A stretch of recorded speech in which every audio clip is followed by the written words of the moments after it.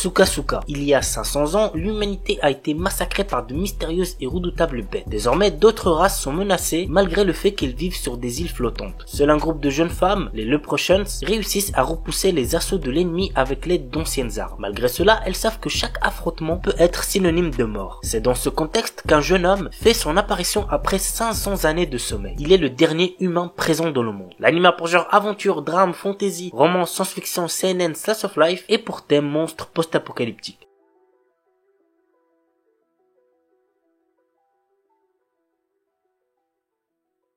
Devil's Line. Tsukasa, une jeune étudiante de Tokyo, se fait attaquer par un vampire hors de contrôle. Fort heureusement pour elle, elle est sauvée de justesse par Anzai, un policier moitié humain, moitié vampire, qui utilise ses facultés surnaturelles pour réprimer les vampires qui n'arrivent pas à résister au sang humain. Désormais sous sa protection, Tsukasa et Anzai vont peu à peu se rapprocher. Néanmoins, le monde ne semble pas prêt d'accepter leur relation et Anzai arrive de moins en moins à contenir ses pulsions de vampire. L'anime a pour genre action, drame, horreur, épouvante, romance surnaturelle et pour thème vampire. Il est déconseillé au moins de 16 ans puisqu'il contient beaucoup de violence.